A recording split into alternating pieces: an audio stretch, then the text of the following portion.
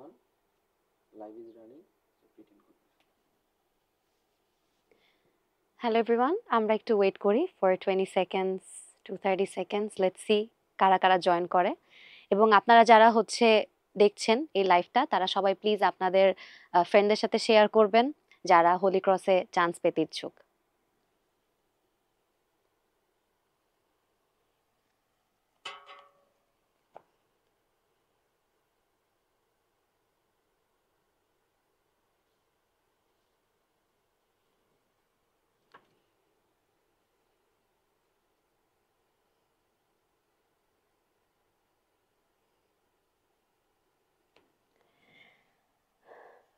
আশা করি সবাই হচ্ছে জয়েন করেছে ক্লাসটা, যাদের জন্য এটা অনেক বেশি হেল্পফুল হবে। Welcome to the live class of finance and banking for Holy Cross College aspirants. আমি হচ্ছি আফরা ইবনাথ, এটা হচ্ছে আমার ইনফরমেশন। আমি কারেন্টলি ফাইন্যান্স অ্যান্ড ব্যাংকিংয়ে পড়াশোনা করছি জাহাঙ্গীরনগর ইউনিভার্সিটি থেকে, অ্যান্ড আমি এইচএসসি 2021 ব্যাচ হোলি ক্রস কলেজে।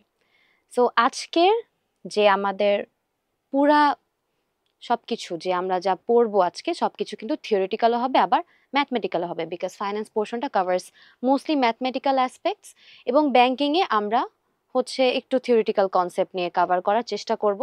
যদিও সময় সীমিত, কিন্তু আমি সবচেয়ে বেশি চেষ্টা করবো আপনাদেরকে একটা গাইডলাইন দেওয়ার, যে কিভাবে এই লাইভের বাইরে গিয়েও আপনারা প্রিপারেশনটা নিতে পারেন এবং কিভাবে লাইভ থেকে আপনি সবচেয়ে বেশি আউটপুট নিতে পারেন। সো দেরি না করে আমরা হচ্ছে আজকে ক্লাসটা শুরু করে দিই। প্রথমে যেটা আমি আপনাদের সবাইকে জিজ্ঞাসা করব, খুবই কমন কোয়েশ্চেন, অর্থায়ন মানে কি? ফাইন্যান্স মানে কি? অর্থায়ন। ব্যাংকিং মানে তো ব্যাংকিং, সো অর্থায়ন মানে কি? অর্থায়ন মানে আমরা হচ্ছে অনেকেই জানি টাকা জোগাড় করা এবং টাকাটা খাটানো। সো আমাদের অর্থায়ন মানে হচ্ছে বেসিকলি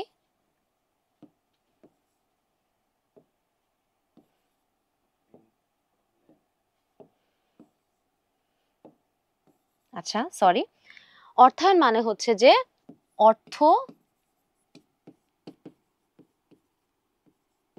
জোগাড় করা এবং অর্থ খাটানো। সো যদি আমরা বেসিক কথায় বলি, একটা ব্যবসা কিভাবে অর্থ উপার্জন করতে পারে? একটা ব্যবসা প্রথমত অর্থ উপার্জন করতে পারে তাদের যে প্রোডাক্ট আছে সেটা সেল করার মাধ্যমে। এখন তারপর সেটা কিভাবে খাটাবে? অনেকগুলো ওয়ে আছে। প্রথম ওয়ে ধরেন হচ্ছে সেটা সে নতুন বিজনেসটাকে সম্প্রসারণ করার জন্য সে ইউজ করতে পারে। তারপর হচ্ছে তাদের যে কর্মচারী আছে তাদেরকে বেতন দেওয়ার জন্য ইউজ করতে পারে। এরকম অনেকগুলো ওয়ে আছে যে তার অর্থটা খাটানোর জন্য। কিন্তু আমরা অর্থায়ন বলতে মোস্টলি বুঝি হচ্ছে যেটা আমরা কিছু একটা আমার বিজনেসটাকে হচ্ছে বেটার করার জন্য করছি, ঠিক আছে? অর্থায়ন দুই ধরনের হতে পারে, দীর্ঘমেয়াদী, স্বল্পমেয়াদী। এটা নিয়ে আমরা পরে আগাবো। আপাতত স্লাইডে যে ইনফরমেশনটা আছে এটা আমরা একটু দেখব। আচ্ছা, সো স্লাইডে কি আছে? এটা আপনাদের প্রথম চ্যাপ্টার, অর্থায়ন ও ব্যবসায় অর্থায়ন। আচ্ছা, এখন প্রথম চ্যাপ্টারের শুরুর দিকে আমরা কি পেয়েছিলাম? শুরুর দিকে আমি যেটা বললাম আপনাদেরকে, অর্থায়ন কাকে বলে, অর্থায়ন কি নিয়ে কাজ করে সেটা। তারপরে তারপরে শুরু হয়েছে অর্থায়নের ক্রমান্বয়ের ধারা। ক্রমান্বয়ের ধারা মানে কি?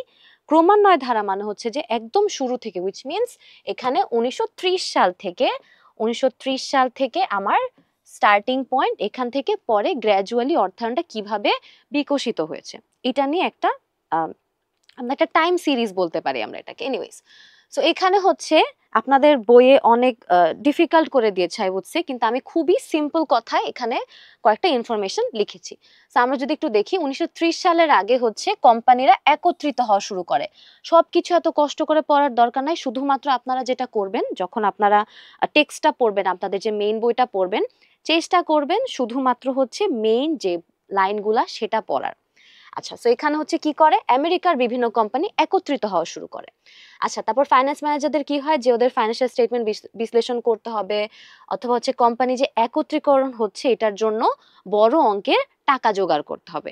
জাস্ট সিম্পল কথায় আমার হচ্ছে 1930 সালের আগে এইভাবেই হচ্ছে বিকাশ হওয়া শুরু হয়েছিল। আচ্ছা, তারপরে আসি হচ্ছে 1930 দশকে কি হয়।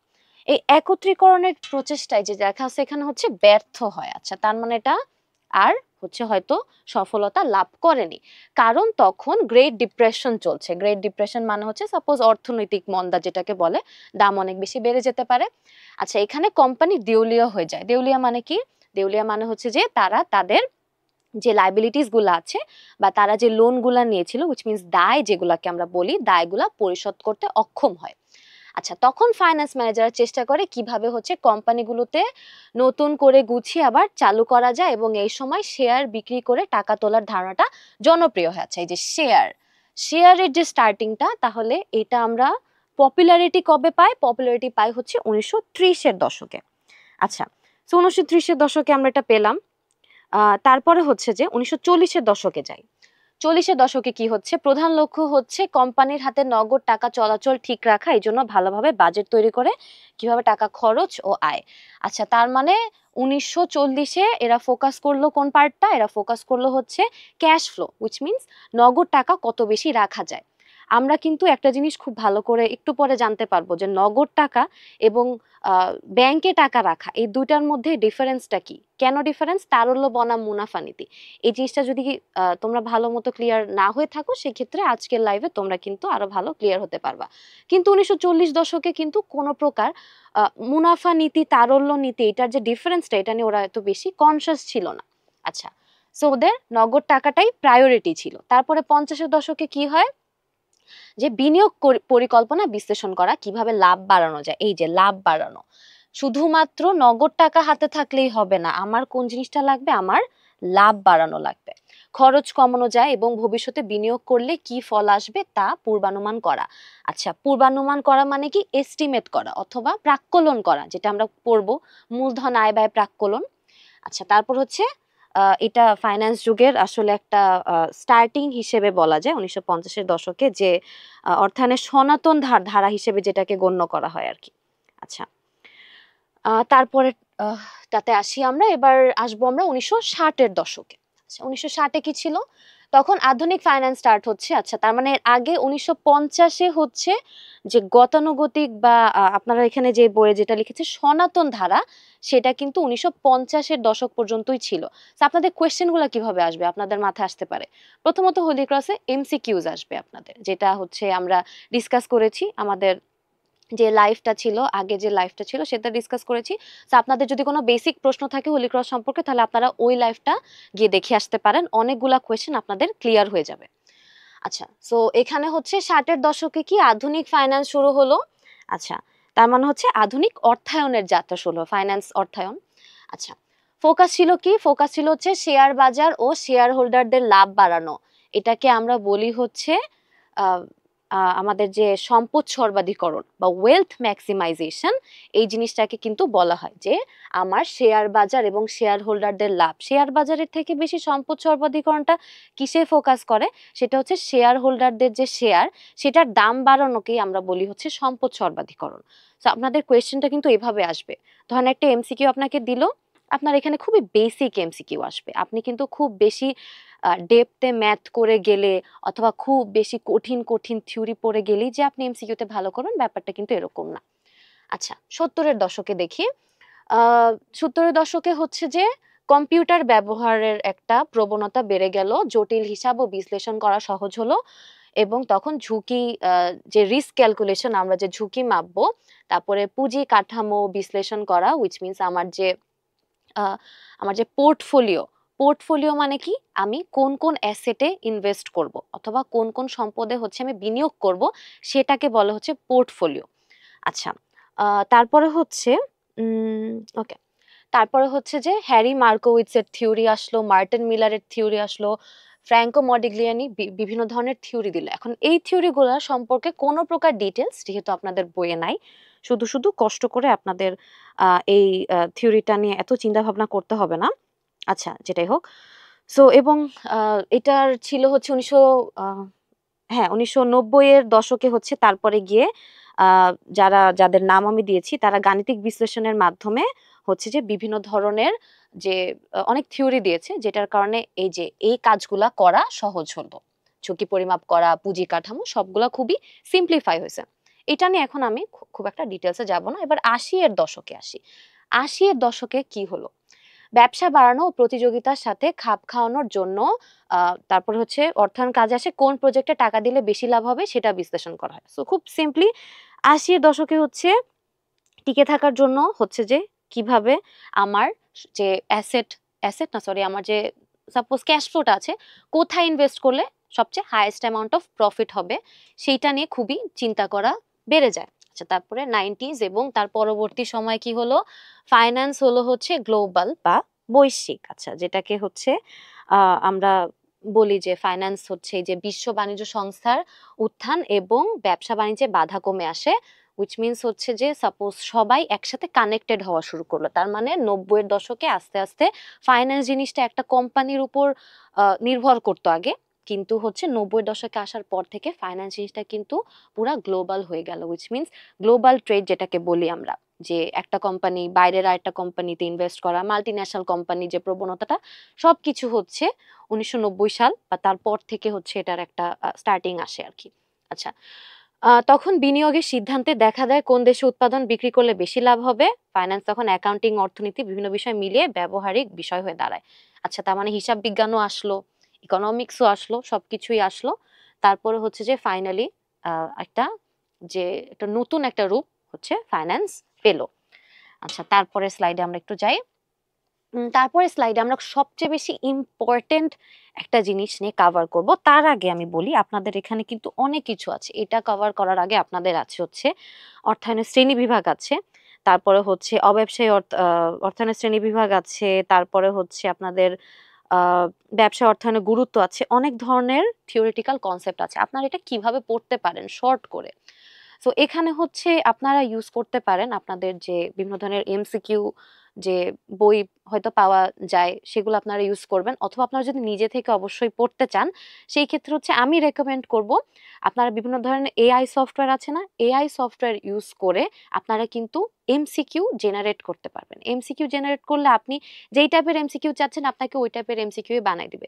সো আপনারা নিজে থেকে যদি কষ্ট করে এমসিকিউটা জেনারেট করেন তাহলে কিন্তু আপনি অনেক তাড়াতাড়ি সেটা ক্যাচ করতে পারবেন, পড়াটা অনেক ফাস্ট হয়ে যাবে। আচ্ছা, তাহলে আমরা হচ্ছে ডিরেক্ট আমাদের যে ব্যবসা অর্থায়নের নীতি সেটাতে একটু আসি। আচ্ছা, নীতির মধ্যে প্রথমটা হচ্ছে তারল্য বনাম মুনাফা নীতি। বনাম মানে কি versus, so liquidity versus profitability.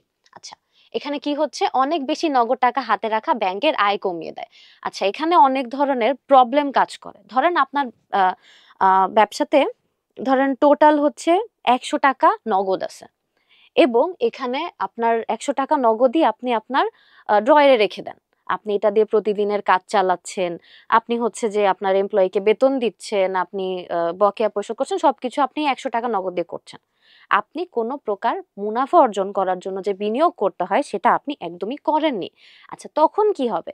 তখন যেটা হবে সেটা হচ্ছে যে ধরেন আপনি এক্সট্রা যেহেতু প্রফিট পাচ্ছেন না, সো আপনি কোনো পরে গিয়ে আপনি আপনার বিজনেসটাকে বাড়ানোর জন্য যে এক্সট্রা টাকা লাগে সেটা আপনার ম্যানেজ করতে কষ্ট হয়ে যাবে। তারপরে যদি আপনি সব টাকা ধরেন আপনার কাছে 100 টাকা আছে, 100 টাকা আপনি পুরাটা ব্যাংকে দিয়ে দিলেন, হুইচ মিনস পুরাটা ব্যাংকে বিনিয়োগ করে দিলেন, তাহলে আবার সমস্যা কোথায়? তাহলে সমস্যা হচ্ছে যে আপনি লাভ ঠিকই পাচ্ছেন, কিন্তু ব্যাংকে দিয়ে দিলে কি আপনি কি প্রতিদিন টাকা তুলতে পারবেন? একটা ফিক্সড ডিপোজিট যদি আপনি করে ফেলেন, হুইচ মিনস কি স্থায়ী হিসাব আমরা যেটাকে বলি, আমরা হচ্ছে ব্যাংকের চ্যাপ্টার পড়তে হলে আমরা তখন স্থায়ী হিসাব সম্পর্কে পড়বো। তো এখন আমি যদি পুরা টাকাটা আমি হচ্ছে ব্যাংকে ইনভেস্ট করে দেই তখন কি হবে? তখন আমি কিন্তু আমার রেগুলার যে আমার অপারেশনাল যে কস্ট গুলা থাকে, হুইচ মিনস আমার বেতন দেওয়া, তারপর হচ্ছে বকেয়া পরিশোধ করা, তারপরে বিভিন্ন ধরনের টুকিটাকি মনিহারি হিসাব যেটাকে আমরা বলি, মনিহারি ক্রয় করা, সেগুলা কিন্তু আমি করতে পারবো না।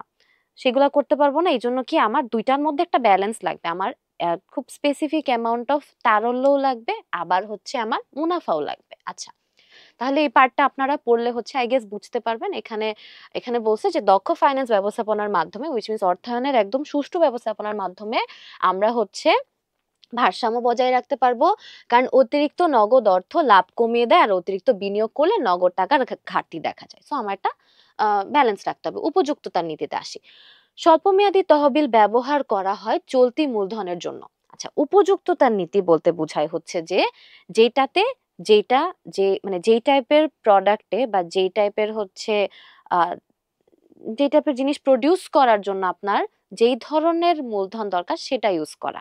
আচ্ছা, ধরেন আপনি এখন হচ্ছে একটা বিল্ডিং কিনবেন, একটা বিল্ডিং পারচেস করবেন, আপনি বিল্ডিংটার দাম ধরেন 10 কোটি টাকা।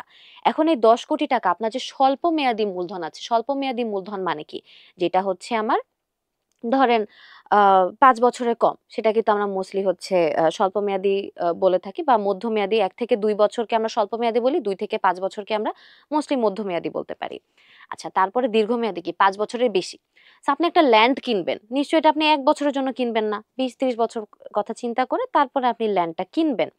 তাহলে এখন এই ল্যান্ডটা কেনার জন্য আপনার যে স্বল্প মেয়াদী তহবিল যেটা আছে সেটা কি আপনি ইউজ করতে পারবেন?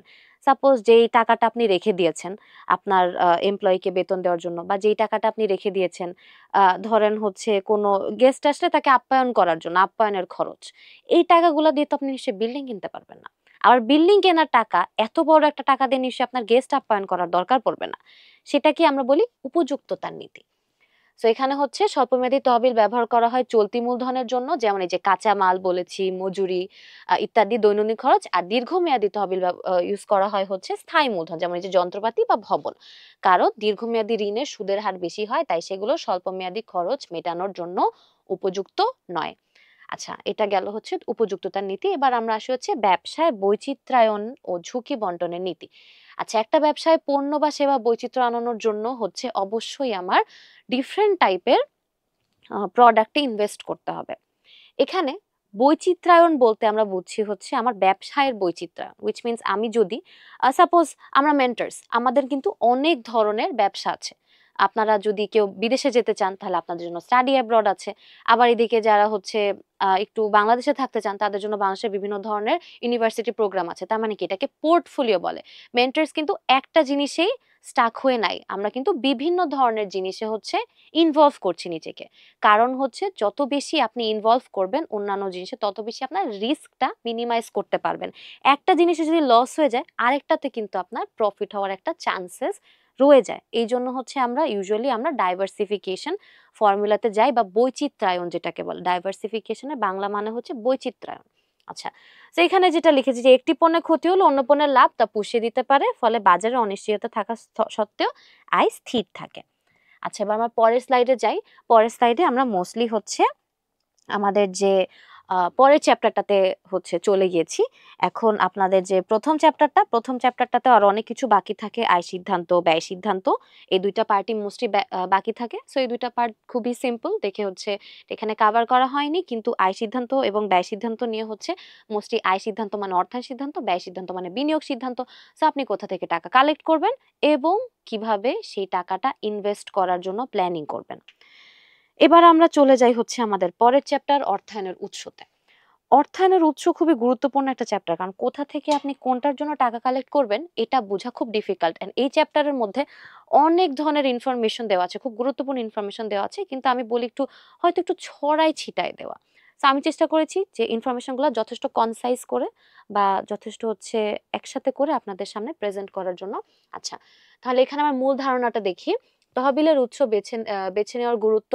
সঠিক উৎস নির্বাচন গুরুত্বপূর্ণ, এতে লাভবার এবং মূলধনের খরচ কমে, এটা হচ্ছে নর্মাল যে ফর্মুলাটা। ব্যবসায়িক অর্থায়নের সংজ্ঞা কি? ব্যবসা শুরু বা চালানোর জন্য অর্থ জোগাড় করাকে বলে ব্যবসায়িক অর্থায়ন, মূল লক্ষ্য হচ্ছে লাভ করা।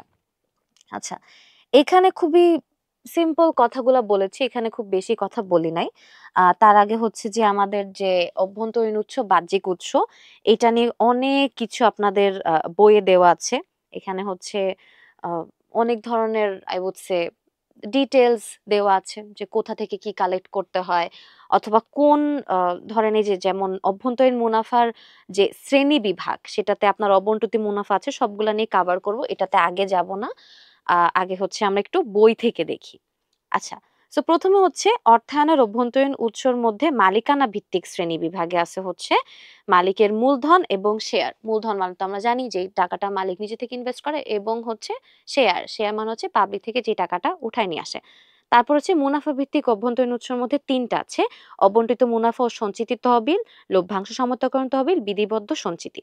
আচ্ছা, অবন্টিত মুনাফা মানে কি? অবন্টিত মুনাফা মানে হচ্ছে যে সাপোজ আপনার বিজনেস একটা প্রফিট হয়েছে, কিন্তু আপনি ডিসাইড করলেন বিজনেসের প্রফিটটাকে আপনি শেয়ার হোল্ডারদের মধ্যে ডিস্ট্রিবিউট করবেন না, ওই টাইমের জন্য আপনি শেয়ার হোল্ডারদেরকে ডিস্ট্রিবিউট করবেন না, আপনি সেটা আপনার সঞ্চিতি তহবিলে রেখে দিবেন, উইচ মিনস আপনি আপনার এটা সঞ্চিতি তহবিলটা অনেকটা ফিউচারের জন্য রাখা হয়, যে ফিউচারে আমি এই জিনিসটা করতে চাচ্ছি, এটার জন্য আমি একটা সঞ্চিতি তহবিল বানালাম, বা যেটাকে বলি আমরা রিটেইনড আর্নিংস। আচ্ছা, তারপরে হচ্ছে লভ্যাংশ সমতাকরণ তহবিল। আচ্ছা, লভ্যাংশ সমতাকরণ তহবিল হচ্ছে যে সাপোজ যদি কোনো একটা ধরেন অনেক খুবই রেপুটেড একটা কোম্পানি, খুব পপুলার একটা কোম্পানি, কিন্তু প্রতি বছরই সে লভ্যাংশ দিচ্ছে, একটা বছর তার লভ্যাংশ অ্যামাউন্ট একটু কমে গেল, সমতাকরণ তহবিলে যদি আপনি টাকা জমাতে থাকেন আস্তে আস্তে, ওই যে কমে গেল, যে বাড়ার জন্য যে অ্যামাউন্টটা আপনার কম্পেনসেট করা দরকার বা ক্ষতিপূরণ হিসেবে, যে আচ্ছা ওই অ্যামাউন্টটা তো কমে গেছে, তাহলে আমার একটু বেশি দেওয়া দরকার, ওই তহবিল থেকে এনে আপনি টাকাটা দিবেন। আচ্ছা, তারপরে হচ্ছে এতটুকুই। তারপর অর্থায়নের বহিস্থ উৎস, উইচ মিনস যে বাইরের উৎস, এখানে ৩টা থাকে: স্বল্পমেয়াদী, মধ্যমেয়াদী এবং দীর্ঘমেয়াদী। আচ্ছা, স্বল্পমেয়াদীতে কি হয়? স্বল্পমেয়াদীর পার্টগুলা হচ্ছে আপনারা হয়তো জানেন, তাও খুব কয়েকটা স্পেসিফিক জিনিস হচ্ছে যে আমি কভার করব। গ্রাম্য মহাজন, যেমন গ্রাম্য মহাজন হচ্ছে একটা অপ্রাতিষ্ঠানিক একটা উৎস। তো এখান থেকে হচ্ছে যে আপনি কিন্তু উইকলি ইন্টারেস্টে টাকাটা হচ্ছে নিতে পারবেন, এই জিনিসটা আপনারা মাথায় রাখবেন। এবং এটা কিন্তু মোস্টলি অনেক বেশি অ্যামাউন্টের হয়, বেশি অ্যামাউন্টের হয় এজ ইন অনেকে হচ্ছে মনে করে থাকে যে গ্রাম্য মহাজন থেকে টাকা নিলে এটা আসলে লাভ হয়, কিন্তু লাভজনক না, মোস্টলি লাভজনক না। তার কারণ হচ্ছে এটা আমি উইকলি ইন্টারেস্ট পে করা লাগে, ব্যাংকে যেমন আপনি মান্থলি ইন্টারেস্ট দেওয়ার একটা সুযোগ থাকে, এখানে কিন্তু বিষয়টা ওরকম না। আচ্ছা, দীর্ঘমেয়াদী। আচ্ছা, তারপরে হচ্ছে যে এবার অর্থায়নের উৎস এবং ধরন অনুযায়ী যে শ্রেণী বিভাগটা, এটা খুবই ছোটভাবে দিয়েছি আমি। আচ্ছা, প্রথমে অভ্যন্তরীণ উৎস। অভ্যন্তরীণ উৎস মানে হচ্ছে যে যেটা আমি হচ্ছে আমার যে কোম্পানির সাপোজ মালিক পক্ষ বা শেয়ার হোল্ডার, তাদের থেকে আমি যে জিনিসটা কালেক্ট করছি সেটাকে অভ্যন্তরীণ উৎস বলে। বাহ্যিক উৎস হচ্ছে যখন আমি লোন নিয়ে থাকি, লোন উইচ মিনস আমি ব্যাংক থেকে লোন নিয়ে থাকি। আচ্ছা, তাহলে এখানে উদাহরণ কি? সঞ্চয়, তারপরে হচ্ছে আপনার অবন্টিত লাভ, রিজার্ভ ফান্ড, এই সবগুলা হচ্ছে যে আমার উদাহরণ, যেখানে মালিক নিজে থেকে দেয়। বাহ্যিক উৎস কি? Share, debenture, leasing. আচ্ছা, ওকে, এখানে ডিবেঞ্চার, ব্যাংক ঋণ, এগুলো আর কি। আচ্ছা, এবার পরেরটাতে যাই আমরা, অর্থায়নের উৎসসমূহ। আচ্ছা, অর্থায়নের উৎসসমূহের মধ্যে সময়কালীন উৎস বিভাজনটা দেওয়া আছে এখানে। স্বল্প মেয়াদীর জন্য কোনগুলা? উৎসের নাম, বৈশিষ্ট্য। মধ্যমেয়াদীর জন্য উৎসের নাম, বৈশিষ্ট্য, এবং দীর্ঘমেয়াদীর জন্য। আচ্ছা, তো এখানে হচ্ছে স্বল্প মেয়াদী উইচ মিনস লেস দেন 1 ইয়ার, ঠিক আছে? আচ্ছা, সো 1 ইয়ার অথবা এখানে 1 থেকে 2 ইয়ারও অনেক সময় বলা হয়, আবার এখানে মধ্যমেয়াদীতে অনেক সময় 2 থেকে 5 বছরও থাকে। আচ্ছা, বিল ডিসকাউন্টিং, বিলস পেয়েবল, ব্যাংক ওভারড্রাফট, ক্ষুদ্র ঋণ, অগ্রিম অর্থ, এগুলো হচ্ছে আমার স্বল্প মেয়াদীর পার্ট। এই জিনিসটা আপনাদের খুব ভালো করে আমি বলবো যে মাথায় ঢুকানো খুবই গুরুত্বপূর্ণ। তার কারণ হচ্ছে যে এই টাইপের এমসিকিউ কিন্তু অনেক বেশি আসতে পারে, যে কোনটা স্বল্প মেয়াদী অর্থায়নের উৎস। ধরেন আপনাকে অপশনে দিল হচ্ছে যে অপশনে দিল হচ্ছে লিজিং, তারপরে হচ্ছে ক্ষুদ্র ঋণ, তারপরে দিল হচ্ছে সাপোজ, হ্যাঁ, লিজিং আর ক্ষুদ্র ঋণ, এবং আইএমএফ দিল, ডিবেঞ্চার দিল। আপনার অ্যান্সার কিন্তু হবে হচ্ছে ক্ষুদ্র ঋণ, ঠিক আছে?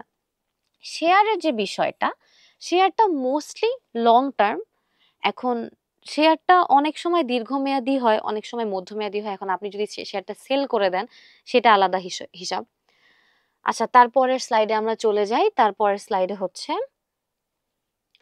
ব্যবসার ধরন অনুযায়ী উপযুক্ত উৎস। আচ্ছা, এই জায়গাটা একটু দেখি।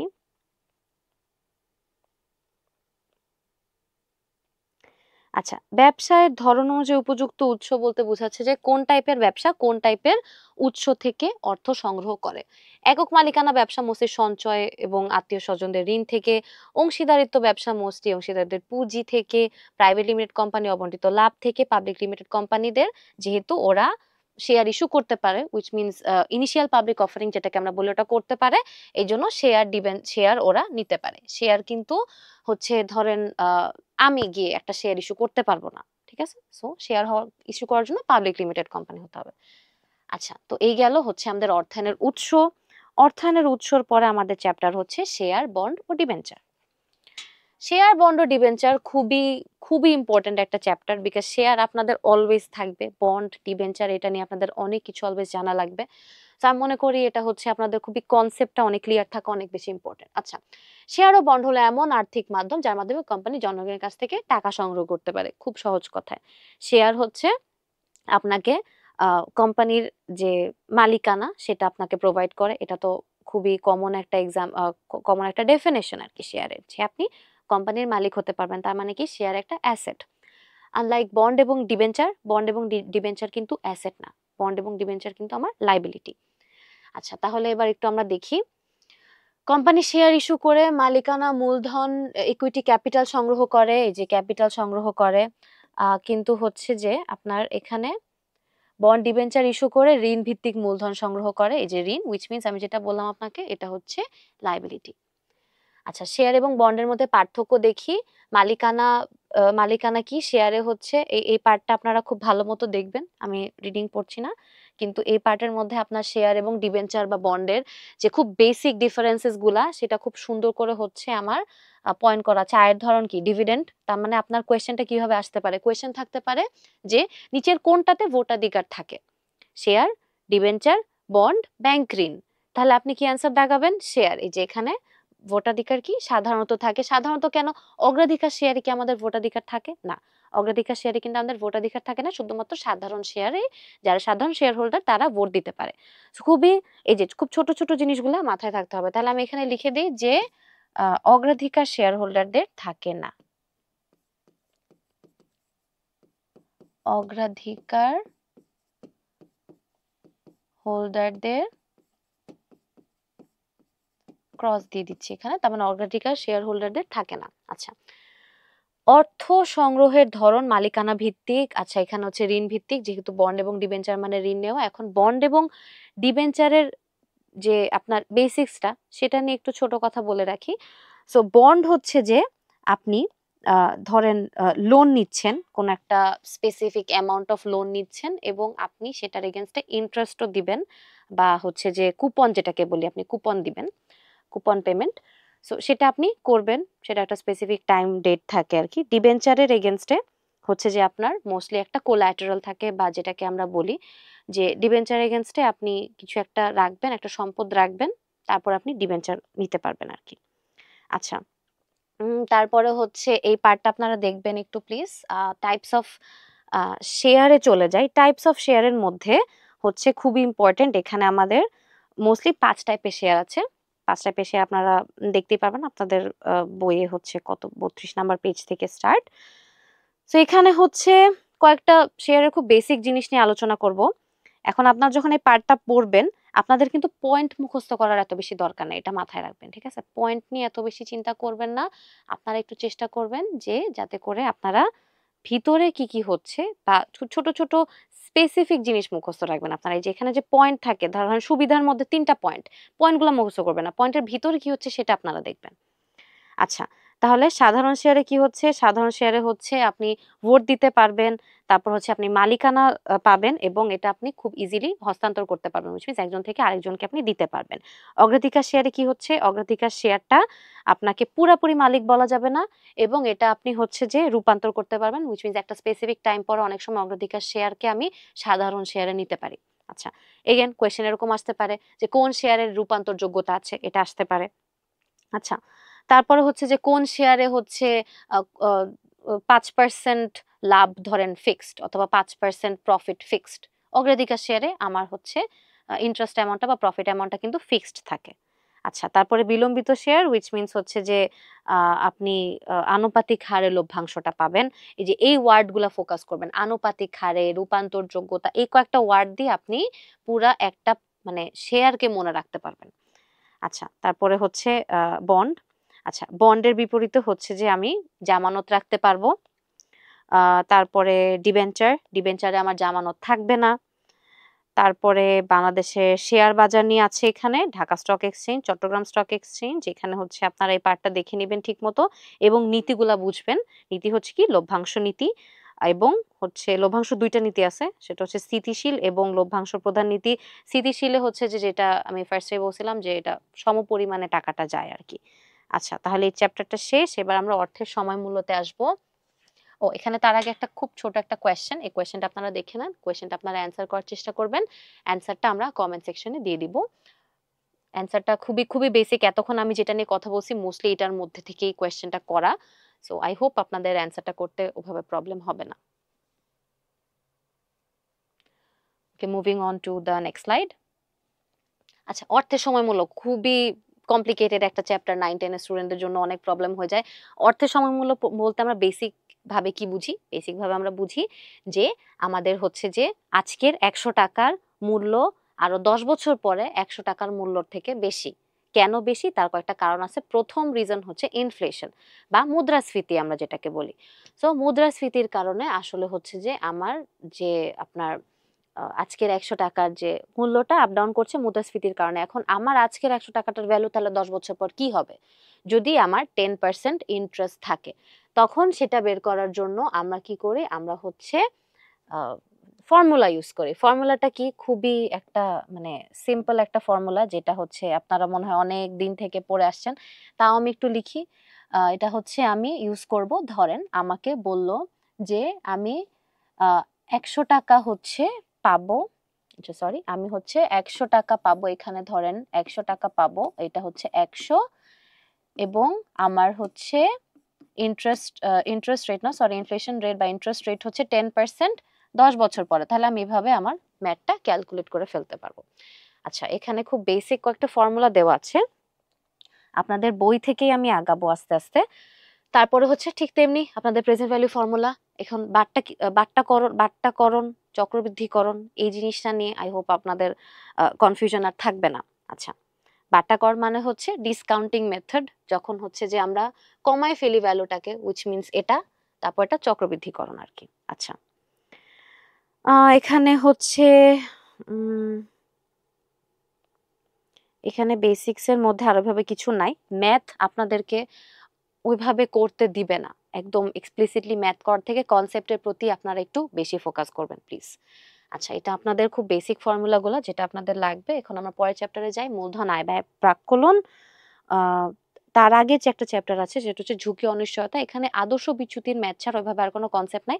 আদর্শ বিচ্যুতি মানে সিম্পলি হচ্ছে ঝুঁকি নির্ণয় করা, আপনার একটা প্রজেক্ট থেকে কত পার্সেন্ট ঝুঁকি থাকতে পারে, এবং মোস্টলি ঝুঁকিটা হচ্ছে যে যদি আমার যে প্রাক্কলিত যে আয়টা, ওই আয়টা থেকে যদি আমার ঝুঁকিটা বেশি হয়, সেই ক্ষেত্রে কিন্তু আসলে আমরা ওই প্রজেক্টটাতে যাব না। ধরেন আয় 15%, রিটার্ন 15%, আমার ঝুঁকি হচ্ছে 30%, তাহলে তো আমি সেটাতে যাব না। আদর্শ বিচ্যুতি সম্পর্কে এতটুকুই আমি বললাম। এখন আমরা ঝুঁকি অনিশ্চয়তাতে আসি। ঝুঁকি অনিশ্চয়তার মধ্যে আমাদের হচ্ছে ঝুঁকি অনিশ্চয়তা শেষ, সরি, আমরা হচ্ছে মূলধন, আয়, ব্যয়, প্রাক্কলনে আসি। মূলধন, আয়, ব্যয়, প্রাক্কলনের মধ্যে আমরা প্রথমে অ্যাভারেজ রেট অফ রিটার্ন নিয়ে কথা বলবো, উইচ মিনস গড় মুনাফার হার পদ্ধতি। এটা হচ্ছে মূলধন বাজেটিং এর একটা পদ্ধতি। আচ্ছা, মূলধন বাজেটিং মানে কি? মূলধন বাজেটিং মানে হচ্ছে যে আপনি কোন জিনিসে বা কোন কিসে আপনি বিনিয়োগ করছেন, ঠিক আছে, সেটা আপনার কতটুকু লাভজনক হচ্ছে সেটা বের করার ওয়ে। আচ্ছা, প্রথমে গড় মুনাফার হার পদ্ধতি দিয়ে বের করে যে গড় মুনাফাটা কত। তারপরে পে ব্যাক পিরিয়ড দিয়ে বের করে যে আমি যে টাকাটা ইনভেস্ট করছি সেই টাকাটা কতদিনের মধ্যে আমার উঠে আসবে, তার মানে প্রকল্পর কতটুকু লাভজনক সেটা বের করা হয় হচ্ছে টাইম পিরিয়ড দিয়ে। তারপরে আসে হচ্ছে এনপিভি, নিট প্রেজেন্ট ভ্যালু। সেটা হচ্ছে যে পুরা প্রকল্পটা যে প্রেজেন্ট এটা ভ্যালুটা কত সেটা বের করি আমরা। অভ্যন্তরীণ মুনাফার হার, internal rate of return, NPV দিয়ে এটা বের করা হয়। আস্তে আস্তে হচ্ছে আমরা দেখবো আর কি। গড় মুনাফার হার পদ্ধতির ম্যাথ আমি ওভাবে বিশ্লেষণ করব না, আমি খুব বেসিক্স নিয়ে কথা বলবো, বিকজ ম্যাথ বিশ্লেষণ করলে হচ্ছে যে আপনারা সবাই অনেক বেশি ম্যাথ করছেন, আমি জানি। এসএসসিতে কিন্তু ম্যাথের বিকল্প ছিল না। সো কনসেপ্ট অনেক সময় অনেকের আনক্লিয়ার ছিল, তাই আমরা কনসেপ্ট নিয়ে কথা বলবো। আচ্ছা, সো সাপোজ আমাদের এখানে যে এটা basic structure of the math, এটা নিয়ে আমি কিছু করব না। আচ্ছা, এখানে হচ্ছে যে ধরেন আচ্ছা, দুইটা প্রকল্প, সাপোজ একটা প্রকল্পর গড় মুনাফার হার 26%, আরেকটা প্রকল্পর গড় মুনাফার হচ্ছে 27%, এরকম কিছু একটা, ঠিক আছে।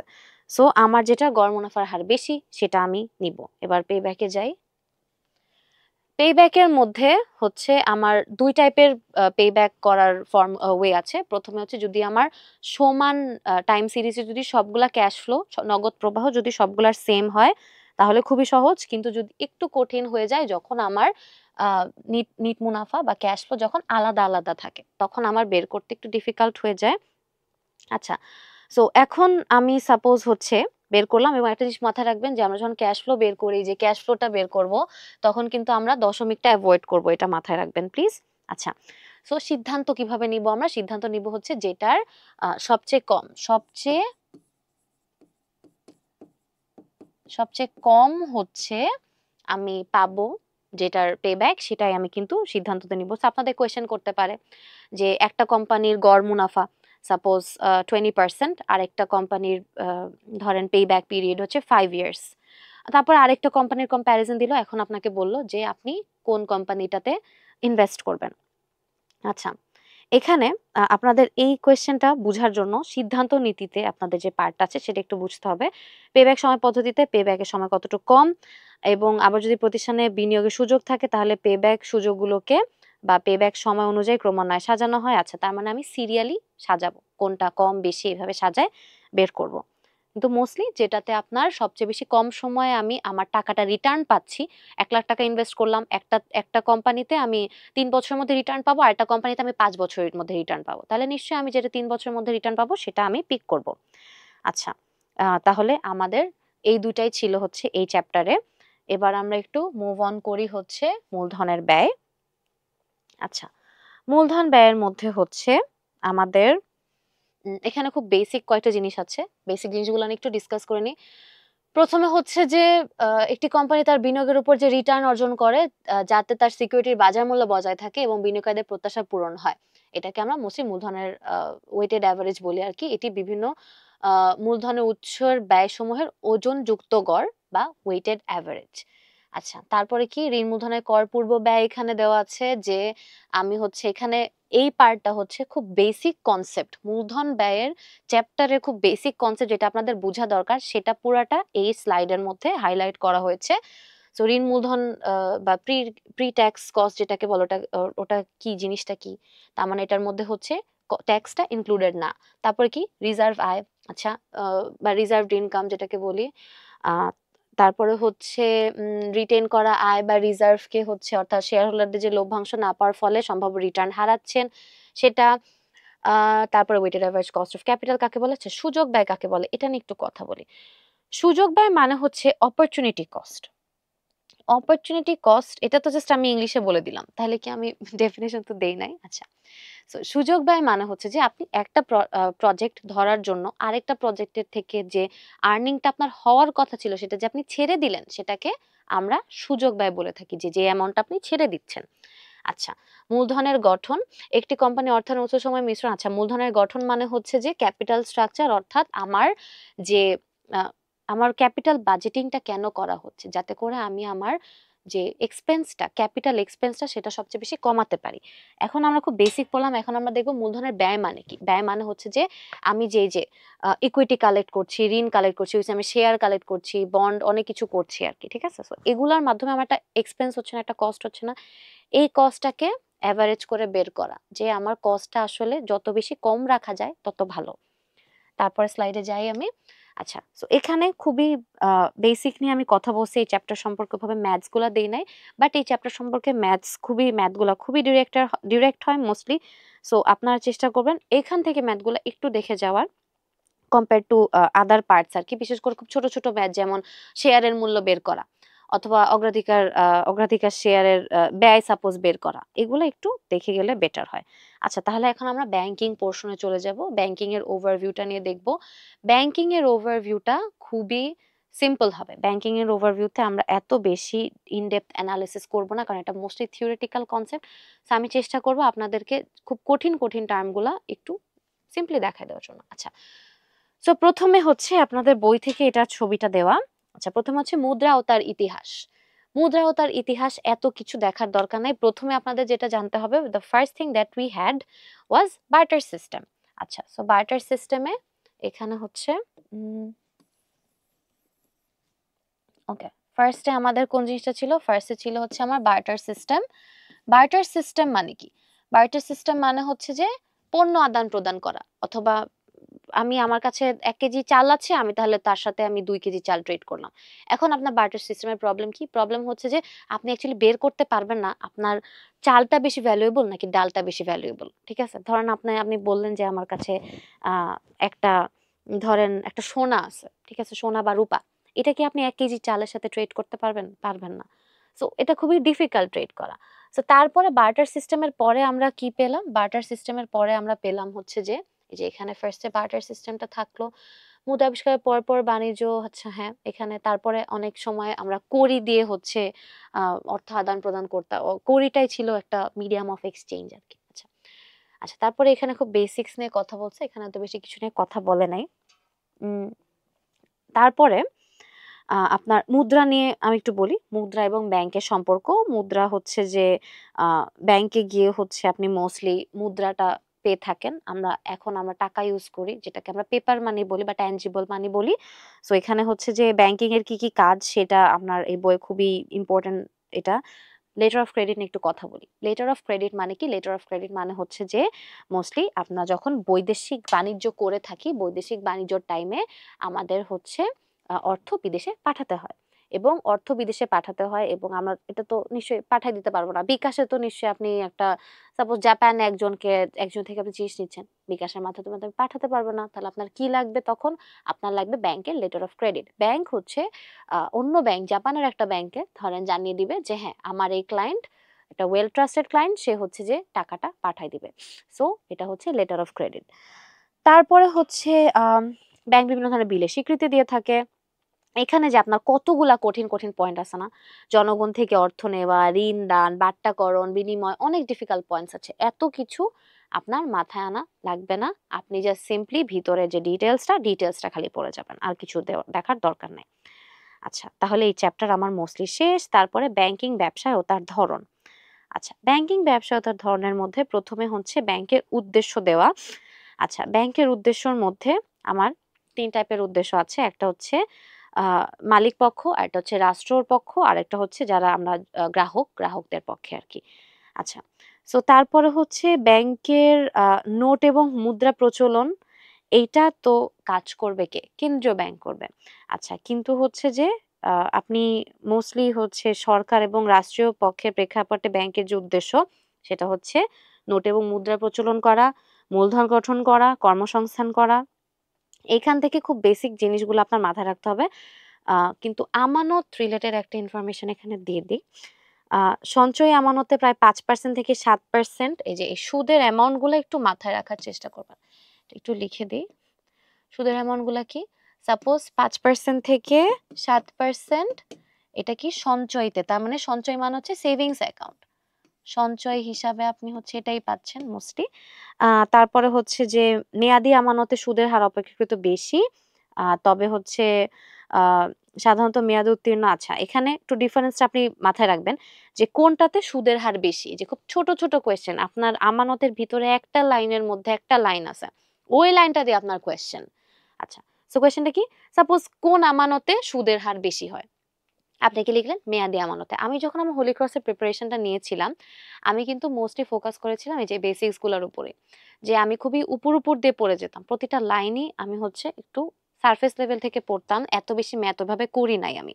আমি কয়েকদিন প্রিপারেশন নিয়েছি, এবং হচ্ছে যাই নিয়েছি না কেন মোস্টলি আমার এই যে বেসিক সেন্ট্রিক প্রিপারেশনই ছিল। অ্যাকাউন্টিং এ বলেন, ম্যানেজমেন্টে বলেন, সবকিছুতেই বেসিকের উপরই আমি বেশি ফোকাস করেছিলাম। আচ্ছা, মেয়াদি আমানত নিম্নে ১ মাস, ঊর্ধ্বে যেকোনো সময়ব্যাপী হতে পারে। আচ্ছা, তারপর হচ্ছে নিরাপত্তা, এটা ওভাবে দেখার দরকার নাই। আম ব্যাংকের গঠনের মধ্যে এবার সবচেয়ে ইম্পর্টেন্ট হচ্ছে নীতিগুলা। এখানে অনেকগুলা নীতি দেওয়া, আমি নীতিগুলো একটার পর একটা হচ্ছে একটু ব্রিফ করে দিয়ে যাব। নিরাপত্তা নীতি মানে হচ্ছে যে টাকাটা যে আপনি রাখছেন এটা হচ্ছে আপনি সেফলি আবার রিটার্ন করবেন আর কি। মুনাফার নীতি হচ্ছে যে মুনাফা অর্জন করা ঠিক মতো, খুব বেসিক। তারল্য নীতিটা যেটা আপনাদেরকে বারবার বললাম, যে এনাফ অ্যামাউন্ট অফ ক্যাশ ব্যাংকের কাছে থাকতে হবে, এবং সবকিছু যদি ইনভেস্ট করে দেয় তাহলে আবার ক্যাশে রাখতে পারবে না। সচ্ছলতা নীতি মানে হচ্ছে যে দেউলিয়া না হয়ে যাওয়া। দক্ষতা নীতি হচ্ছে সবার দক্ষ হওয়া অবভিয়াসলি। সেবার নীতি তো দেখলাম, এখানে আরো ভাবে আহামরি কোনো ডিফিকাল্ট নীতি নাই। মিতব্যয়িতার নীতি, মিতব্যয়িতার নীতি বলতে এমন না যে সে ইম্পর্টেন্ট কোনো কিছুতে ইনভেস্ট করবে না, বাট হচ্ছে যত বেশি আপনার এক্সপেন্সটা বা কস্টটা বা ব্যয়টাকে কমানো যায়। আচ্ছা, তারপরে হচ্ছে ব্যাংকের শ্রেণীবিন্যাসে আসি।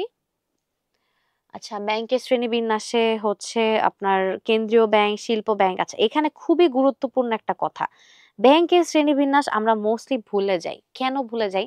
এত বড় একটা লিস্ট, এটা মনে রাখা খুব ডিফিকাল্ট। সো আপনারা যেটা করবেন, এই লিস্টটা এখানে আনফরচুনেটলি আপনার কোয়েশ্চেন এভাবে আসতে পারে যে শিল্প ব্যাংক কোন ধরনের ব্যাংক, শিল্প ব্যাংক কি কার্যভিত্তিক ব্যাংক নাকি অঞ্চল ভিত্তিক নাকি মালিকানা ভিত্তিক, এটা আসতে পারে। শিল্প ব্যাংক কিন্তু হচ্ছে আপনার কার্যভিত্তিক শ্রেণী বিন্যাসের মধ্যে অন্তর্ভুক্ত।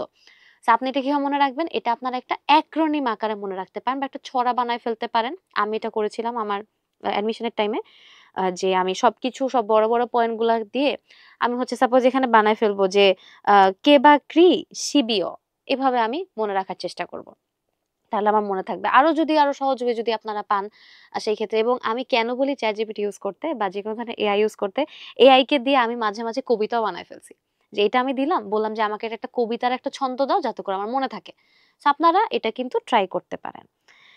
আচ্ছা, তারপর হচ্ছে কার্যভিত্তিক শ্রেণী বিন্যাসটার মধ্যে অন্যান্য ব্যাংকের যে কাজগুলা, আন্ডার রাইটিংটা আমি একটু বলি। আন্ডার রাইটিং বা কোম্পানি শেয়ার অবলেখন বলতে বোঝায় হচ্ছে যে যারা আপনার শেয়ারটা সাপোজ সেল করার জন্য একটা ইনিশিয়েটিভ নিচ্ছে, ব্যাংক কিন্তু আন্ডার রাইটার হতে পারে একটা সাপোজ একটা শেয়ারের। ওকে, আচ্ছা, তাহলে হচ্ছে মালিকানা ভিত্তিক শ্রেণীবিভাগ হচ্ছে আপনারা একটু চেষ্টা করবেন ডিটেলসে না পড়ে সারফেস লেভেল থেকে পড়ার। তারপরে আমাদের এই চ্যাপ্টারটা শেষ হয়ে যায়। এবার আসবো হচ্ছে আমরা বাণিজ্যিক ব্যাংক সম্পর্কে। আচ্ছা, সো এখন যেহেতু আর লাইভে হয়তো বেশিক্ষণ বাকি নাই, আপনাদের যদি কোনো কোয়েশ্চেন থাকে কোয়েশ্চেনটা প্লিজ কমেন্ট সেকশনে দিবেন। আমরা চেষ্টা করব আস্তে আস্তে সেটা অ্যান্সার করার।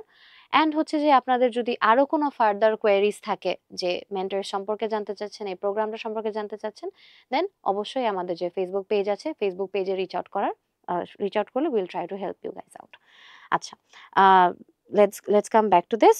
এখন হচ্ছে আমাদের যে বাণিজ্যিক ব্যাংক সম্পর্কে বলি। বাণিজ্যিক ব্যাংক কারা? বাণিজ্যিক ব্যাংক হচ্ছে যে আমাদের যে ব্যাংকগুলা সাপোজ আমাদের রেগুলার কাজগুলা করতে হেল্প করছে, সাপোজ স্বল্পমেয়াদী অর্থায়ন, দীর্ঘমেয়াদী অর্থায়ন, আবার আমরা ডিপোজিট রাখি ব্যাংকে গিয়ে, জমা করছি, লেটার অফ ক্রেডিট, বাইরে টাকা পাঠানোর জন্য, বাইরে থেকে টাকা আনার জন্য, লকার সার্ভিস, বিভিন্ন ধরনের সার্ভিস কিন্তু আমাদেরকে বাণিজ্যিক ব্যাংক দিয়ে থাকে। বাণিজ্যিক ব্যাংকের প্রথম উদ্দেশ্য মুনাফা অর্জন করা। এই জিনিসটা অলওয়েজ মাথায় রাখবেন আপনারা। আচ্ছা, বাণিজ্যিক ব্যাংকের কার্যাবলীর মধ্যে আসি। বাণিজ্যিক ব্যাংকের কার্যাবলীতে হচ্ছে আপনারা যে অনেকগুলা কার্যাবলী দেখবেন, তার মধ্যে যে ইম্পর্টেন্ট যেগুলোর মধ্যে আপনারা নাম্বারস পাবেন, এটা একটু মনে রাখার চেষ্টা করবেন। এগেন আরেকটু ছোট্ট একটা প্রো টিপ, সেটা হচ্ছে যে এই যে আমি যে সঞ্চয় হিসাবটা লিখলাম বোর্ডে, অথবা ধরেন এখানে বাণিজ্যিক ব্যাংকে আপনার নোট ইস্যু, ঠিক আছে, নোট ইস্যুতে হচ্ছে যে আপনার একটা অ্যামাউন্ট দেওয়া আছে, অথবা লেটার অফ ক্রেডিটের যেই টাইপের অ্যামাউন্ট গুলাই দেওয়া থাকুক না কেন বা যা পার্সেন্টেজ দেওয়া থাকুক না কেন, এটা আপনার একটু খাতায় লিখবেন। খাতায় লিখলে মনে রাখতে কিন্তু ইজি হয়। আচ্ছা, তারপরে হচ্ছে এখানে আরো ভাবে কিছু বাকি নাই। বাণিজ্যিক ব্যাংকের আয়ের উৎসসমূহ হচ্ছে আপনারা দেখে নিতে পারবেন। এখন একটু বোর্ডে তাকাই। এখানে কি লেখা আছে? ব্যাংক এবং গ্রাহকের সম্পর্কের ধরন। আচ্ছা, এই সম্পর্কর ধরনটা আমি স্পেসিফিক্যালি দিচ্ছি কেন? তার কারণ হচ্ছে যে এই ওয়ার্ডটা মাথায় রাখার জন্য। ব্যাংক এবং তার গ্রাহকের মধ্যে ডেটর ক্রেডিটর সম্পর্ক বিদ্যমান। ডেটর ক্রেডিটর সম্পর্ক মানে কি? ডেটর ক্রেডিটর মানে হচ্ছে যে একজন হচ্ছে ডেবিট ক্রেডিট যেটাকে আমরা বলি আর কি, তার মানে একজন অ্যাসেট একজন লাইবিলিটি, ঠিক আছে। সো আমরা হচ্ছে যে গ্রাহক যখন ব্যাংকের কাছে টাকা জমা দেয় তখন ব্যাংক হচ্ছে ডেটর, আর যখন বিপরীত সম্পর্ক বিরাজমান করে আর কি, যখন লোনটা দেয় আর কি। সো এই জিনিসটা মাথায় রাখবেন, কখন ব্যাংক ডেটর কখন ব্যাংক ক্রেডিটর। তাহলে ব্যাংক কখন ডেটর হচ্ছে? ব্যাংক ডেটর হচ্ছে যখন, এই জিনিসটা একটু লিখে দিলে বেটার হয়। আচ্ছা, তাহলে ব্যাংক কখন ডেটর হচ্ছে? যখন ধরেন গ্রাহক হচ্ছে আমার গ্রাহক, আমি এটা এখানে লিখি,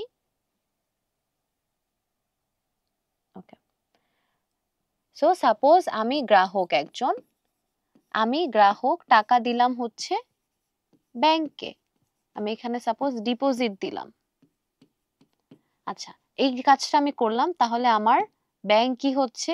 এই ক্ষেত্রে আমার ব্যাংক হচ্ছে ডেটর।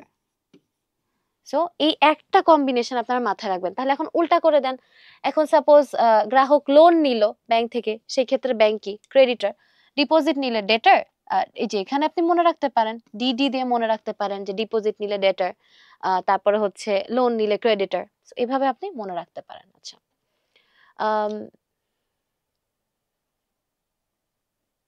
ওকে, এনিওয়েজ চুক্তিবদ্ধ সম্পর্কতে আসি। চুক্তিবদ্ধ সম্পর্ক হিসাব খোলার মধ্য দিয়ে আইনগতভাবে ব্যাংক এবং এটার মধ্যে একটা চুক্তিবদ্ধ সম্পর্ক। আচ্ছা, সো এই সম্পর্কটা কিন্তু আইনগতভাবে হচ্ছে। আচ্ছা, ব্যাংক গ্রাহকের ওসি। আচ্ছা, ওসি সাপোজ হচ্ছে আপনি যখন সম্পত্তি জমা দিচ্ছেন তখন তাদের মধ্যে কিন্তু একটা প্রতিনিধিত্ব হিসেবে কাজ করে ব্যাংক। তারপরেরটাতে আসি। আচ্ছা, এবার আমরা একটু কেন্দ্রীয় ব্যাংকের কয়েকটা বেসিক নিয়ে আলোচনা করব। কেন্দ্রীয় ব্যাংকে আমরা কি বলি? সকল ব্যাংকের ব্যাংকার, তাই না? আচ্ছা, সো সকল ব্যাংকের ব্যাংকার বলি হচ্ছে আমরা কেন্দ্রীয় ব্যাংকে। তার মানে কেন্দ্রীয় ব্যাংকের সবচেয়ে মেইন জিনিস হচ্ছে সে আপনার টাকা প্রডিউস করতে পারে, ঠিক আছে? আচ্ছা, এটা প্রথম ইম্পর্টেন্ট জিনিস যেটা আমরা অবশ্যই কেন্দ্রীয় ব্যাংকের ব্যাপারে জানি। আচ্ছা, তো এখানে হচ্ছে আপনাদের যে আরেকটা চ্যাপ্টার ছিল যেটা ব্যাংকের আমানত। ব্যাংকের আমানত থেকে খুব বেসিক জিনিস হচ্ছে আসবে আপনাদের।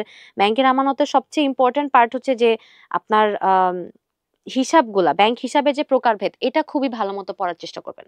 তার কারণ হচ্ছে যে আপনার এখানে অনেক টাইপের হিসাব, অলমোস্ট 9টা হিসাব, এক একটা হিসাবের জন্য এক এক ধরনের সময়সীমা থাকে। সো আপনারা যেটা চেষ্টা করবেন হিসাবের সময়সীমা, এবং যদি এখানে কোনো অ্যামাউন্ট দেওয়া থাকে, যেমন ডিপোজিট পেনশন স্কিমে একটা অ্যামাউন্ট দেওয়া, সেটার আপনারা একটা তালিকা করার চেষ্টা করবেন। তালিকা করে তারপর আপনারা পড়বেন, তাহলে কিন্তু জিনিসটা একটু ইজিয়ার হবে। আচ্ছা, এনিওয়েজ, এখন হচ্ছে আমাদের কেন্দ্রীয় ব্যাংকের চ্যাপ্টারটাতে আসি।